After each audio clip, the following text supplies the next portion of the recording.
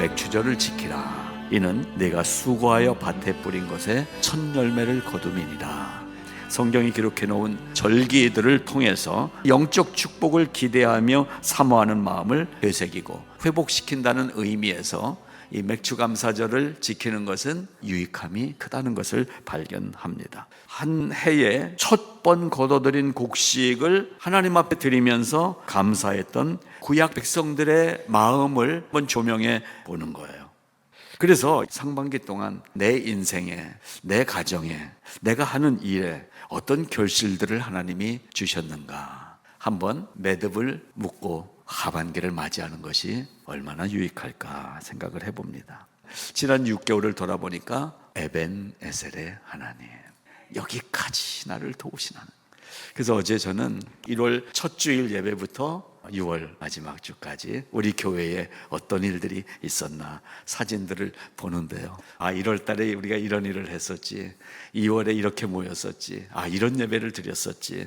에벤에셀 하나님이 이렇게 하루하루 함께 해주시면서 여기까지 이르게 하셨구나. 그 하나님을 만나고 있는 신앙의 생활을 찾아볼 수 있게 되더라는 것입니다.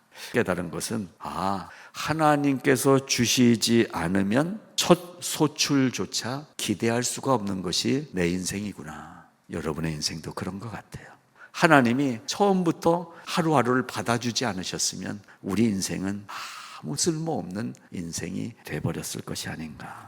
여러분, 우리의 처음 것은 무엇이었습니까?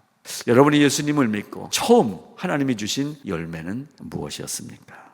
내 삶의 첫 열매를 하나님께 무엇을 드렸을까?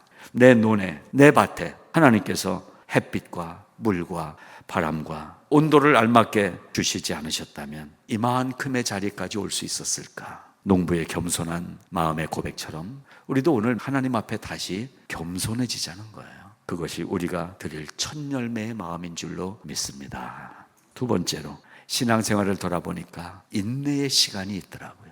이스라엘 백성들이 출애굽해서 가나안 땅에 이를 때까지 40년 동안 겪은 불편함, 고초, 추위, 더위, 위험, 많은 고난이 있었을 것을 우리는 짐작합니다.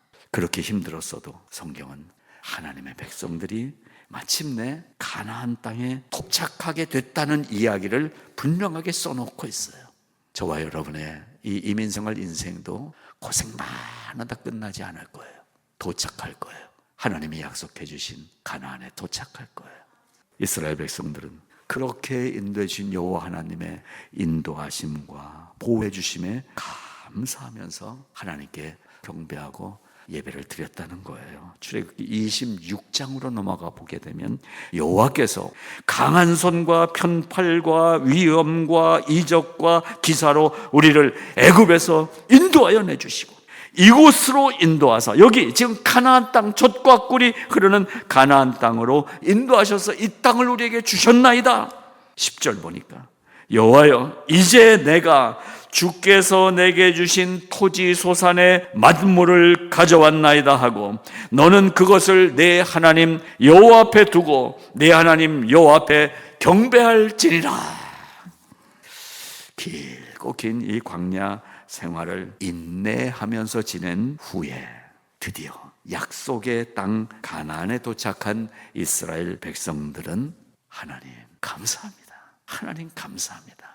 감사의 예배를 드렸다라는 사실입니다. 하나님이 주시는 인내가 아니었으면 여기까지 도착할 수 없었을지도 몰라요.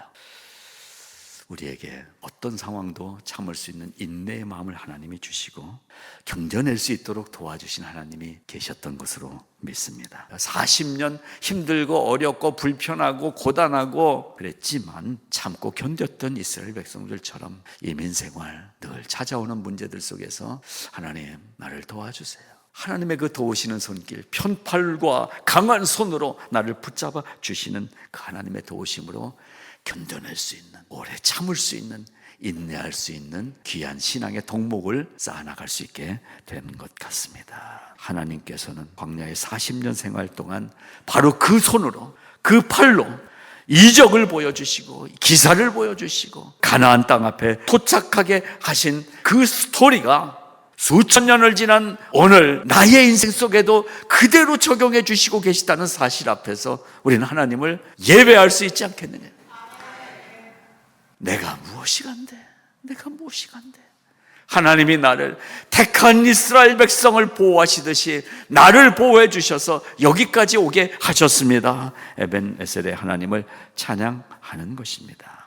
하나님께서 모든 복을 주시고 마침내 경배하게 하셨다. 그래서 우리의 시선을 예배로 돌리기를 바랍니다.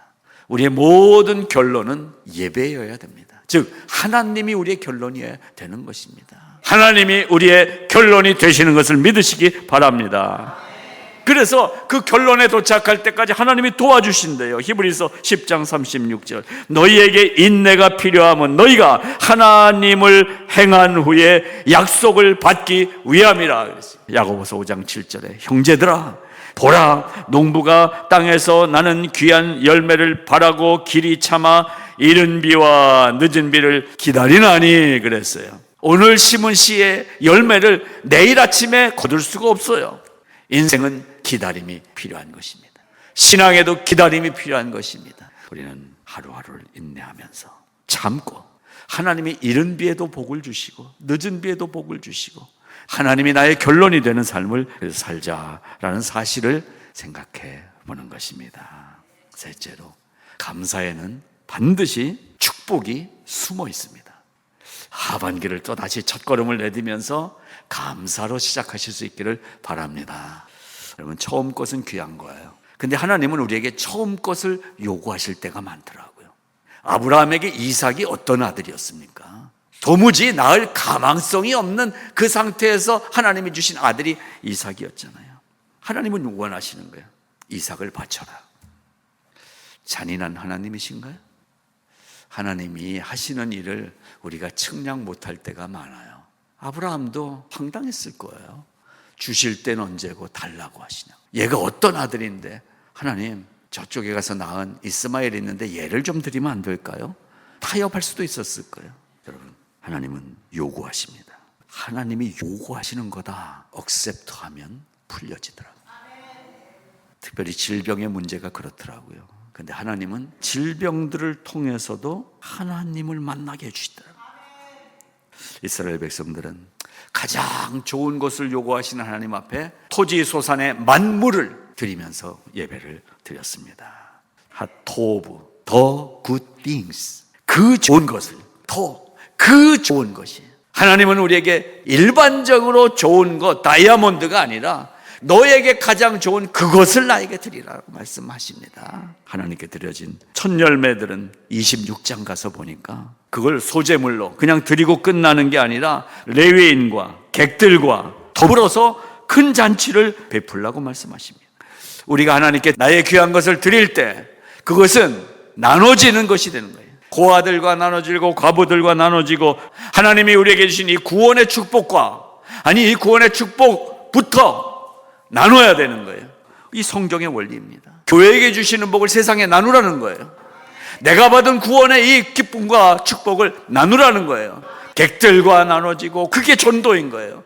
그래서 성령을 받으면 그 나누는 마음이 생겨요. 예루살렘에도 가요, 온 유대에도 가요, 사마리아에도 가요, 땅끝까지 가는 거예요.